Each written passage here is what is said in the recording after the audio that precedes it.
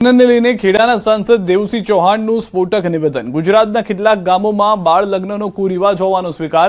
આંકડાકીય માહિતી સાથે જાહેર કાર્યક્રમમાં જ કર્યો સ્વીકાર। મહેમદાબાદમાં 48 બાળકીઓ કુમળી વયે માતા બની।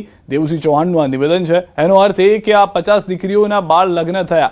આ 50 બાળ લગ્ન થયા તેમાં સમાજ સુરક્ષા વિભાગ નિષ્ફળ છે। તેના સાથે અમે પણ જનપ્રતિનિધિ તરીકે નિષ્ફળ છીએ। બાળ લગ્ન માટે લોક જાગૃતિ લાવવી અત્યંત જરૂરી છે તેવી વાત પણ દેવસિંહ ચૌહાણ તરફથી કરવામાં આવી છે। બાળ લગ્ન જે 50 દીકરીઓ કરી તો આપણો સમાજ સુરક્ષા વિભાગ પણ એની જવાબદારીમાં નિષ્ફળ છે અને જવાબદારીમાં કોઈ વિભાગ નિષ્ફળ નથી, અમે નિષ્ફળ છીએ જનપ્રતિનિધિ તરીકે। અમે એ સંદેશો નીચે સુધી પહોંચાડી શક્યા નથી અથવા તો લોક નેતા તરીકે લોક કેળવણી આપી શક્યા નથી કે તમે તમારી દીકરીનું બાળ લગ્ન કરીને અહિત કરી નથી। ઉનામાં વિદ્યાર્થીને દારૂ લેવા મોકલનારા શિક્ષકની ધરપકડ। ઉના પોલીસે હરેશ ગિરી ગોસ્વામીની ધરપકડ કરી છે। ઉનાના ખાપટ ગામે વિદ્યાર્થીને દારૂ લેવા મોકલાયા હતા। પોલીસે પ્રોહિબિશનની કલમ 65 મુજબ ગુનો નોંધ્યો છે। ખાપટ પ્રાથમિક શાળાના આચાર્ય દ્વારા ઉના પોલીસમાં ફરિયાદ નોંધાવી હતી।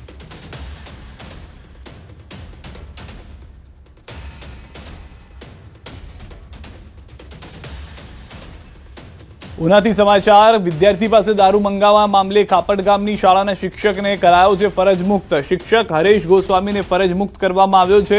મીડિયામાં અહેવાલો પ્રસારિત થતા શિક્ષણ વિભાગે કરી છે કાર્યવાહી। જિલ્લા પ્રાથમિક શિક્ષણ અધિકારીએ શિક્ષકને ફરજ મુક્ત કર્યો છે। શિક્ષણ મંત્રી પ્રદ્યુમન વાજાનું નિવેદન। શાળામાં આવું કૃત્ય બિલકુલ સાંખી ન લેવાય। દારૂ મંગાવનાર શિક્ષક સામે પોલીસ કેસ પણ કરાયો। શિક્ષકની પોલીસે કરી અટકાયત।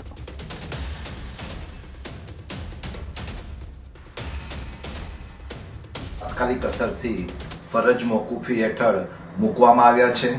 આ ઘટનામાં તપાસ સમિતિની પણ રચના થઈ ગઈ છે અને તપાસ સમિતિના અહેવાલના આધારે શિક્ષાત્મક કાર્યવાહી પણ કરવામાં આવશે।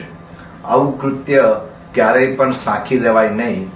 ગીર સોમનાથ જિલ્લાના પોલીસ અધિક્ષક શ્રી સાથે પણ વાત કરી અને આ ઘટનામાં કાયદેસર પોલીસની કાર્યવાહી કરવા માટે સૂચના આપેલી હતી। ઉનાની ખાપટ સ્કૂલ મુદ્દે શિક્ષણ વિભાગના અગ્ર સચિવ મિલિંદ તોરવણેનું નિવેદન। શિક્ષક વિરુદ્ધ ગુનો દાખલ કરવામાં આવ્યો છે। તો એ માટે અત્યારે શાળા પ્રવેશોત્સવ પછી જે બાળકો એનરોલ થયા છે અને જે ગત વર્ષના બાળકો છે એ શિક્ષણ ચાલુ રાખે।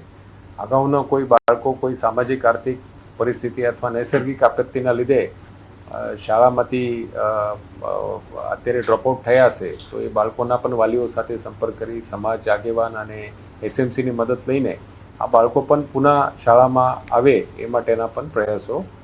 ટ્રેનના એન્જિનમાંથી નીકળ્યો છે ધુમાડો। ચેકોટ સ્ટેશન નજીકથી પસાર થતી ટ્રેનમાં ઘટના। એન્જિનમાંથી ધુમાડો નીકળતા અફરાતફરી મચી।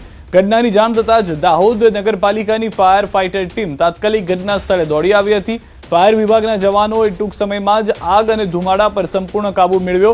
એન્જિનમાં શોર્ટ સર્કિટ થવાને કારણે ધુમાડો નીકળ્યો હોવાનું પ્રાથમિક અનુમાન લગાવવામાં આવી રહ્યું છે।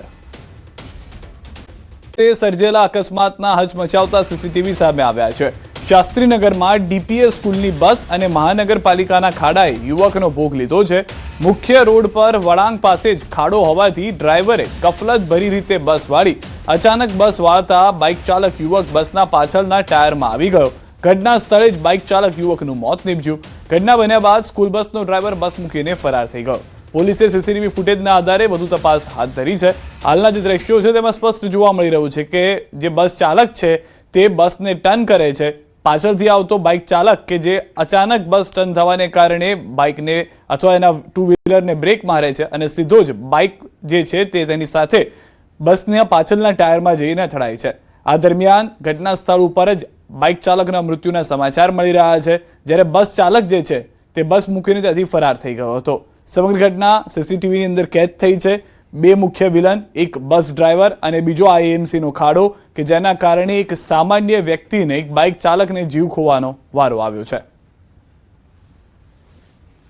અમદાવાદના શાસ્ત્રીનગર પાસે ડીપીએસ સ્કૂલ બસે અકસ્માત સર્જ્યો છે અને એક યુવકનું મોત થયું છે। એ દ્રશ્ય હું આપને બતાવીશ। હાલ આપ જે જોઈ શકો છો કે અહીંયા શાસ્ત્રીનગર પાસે એક જે ખાડો જે છે તે મનપા દ્વારા જે ખાડો એ ખોદવામાં આવેલો છે તેનું કામ ચાલી રહ્યું છે મુખ્ય રોડ પર, અને બીજી તરફ ડીપીએસના સ્કૂલ બસ જે છે તે ચાલક જે ગફલતભરી રીતે એ ડ્રાઈવરે સ્કૂલ બસ વળાંકમાં લીધી અને તેના કારણે એક બાઇક સવાર જે છે તે સ્કૂલને જે બસ હતી એની પાછળના ભાગે ટાયરમાં આવી જતાં તેનું મોત થયું છે. ઘટના બન્યા બાદ ડીપીએસ સ્કૂલના બસનો ડ્રાઈવર છે તે ફરાર થઈ ગયો છે અને હાલ સમગ્ર મામલે ટ્રાફિક પોલીસ જે છે તે તપાસ હાથ ધરી છે. જે ઘટના બની છે તેના સીસીટીવી પણ સામે આવ્યા છે કે જેમાં ડ્રાઈવર જે છે તે એ પોતે જે બસ જે છે તે ગફલતભરી રીતે વળાંક લેતો નજરે પડે છે, અને આ એ ઘટના જગ્યા છે કે જ્યાં ઘટના બની હતી એના સીસીટીવી સામે આવ્યા છે, અને હવે ટ્રાફિક પોલીસે જે આ સમગ્ર મામલે તપાસ શરૂ કરી છે. સંજય ટાંક, ન્યૂઝ 18 ગુજરાતી, અમદાવાદ. તો દ્રશ્યો જે છે સ્પષ્ટ કરી રહ્યા છે કે કઈ રીતે આખી દુર્ઘટના જે છે થઈ છે. સૌથી વધારે મહત્વની વાત અહીંયા આગળ એ છે કે બસ ચાલક પણ ઝડપથી ચલાવી રહ્યો હતો બસ, બીજી તરફ અચાનક વળાંક લેવાને કારણે પાછળથી જે બાઇક ચાલક આવી રહ્યો હતો તેને પણ ખ્યાલ ન રહ્યો કે બસ આગળ જઈને વળાંક લેશે. ત્યારબાદના દ્રશ્યો આપ જુઓ કે જ્યાં આગળ લોકો જે છે તેઓ રોષમાં જોવા મળી રહ્યા છે, બસની અંદર ઘૂસી ગયા હતા. જે બાઇક ચાલક છે તેઓનું તો ઘટના સ્થળે જ મૃત્યુ થઈ ગયું, સારવારમાં તેઓને જોવા ન મળ્યું કોઈ અન્ય વ્યક્તિ. બીજી તરફના દ્રશ્યો સુરત અને જૂનાગઢના પણ અમે આપને બતાવી રહ્યા છે. સુરતની અંદર બસ ટ્રક પાછળ અથડાતા અકસ્માત થયો. હજીરા ઓએનજીસી નજીક અકસ્માત થયો. રસ્તા પર ઉભેલા ટ્રક સાથે બસ અથડાતા 29 લોકો ઇજાગ્રસ્ત થયા. તમામ ઇજાગ્રસ્તોને સારવાર માટે હોસ્પિટલમાં ખસેડવામાં આવ્યા. અકસ્માતમાં તમામ લોકોની નાની મોટી ઈજા થઈ છે. આ તરફ જૂનાગઢ વંથલી પાસે અકસ્માતમાં વૃદ્ધ દંપતીનું મૃત્યુ થયું. ગાદોઈ ટોલ નાકા નજીક બની છે ઘટના. બાઇક અને કાર વચ્ચે અકસ્માત થયો. ટીનમસના પતિ પત્નીનું મોત થયું છે. મૃતદેહને સિવિલ હોસ્પિટલ ખસેડવામાં આવ્યો છે. અકસ્માત મામલે પોલીસે તપાસ હાથ ધરી છે.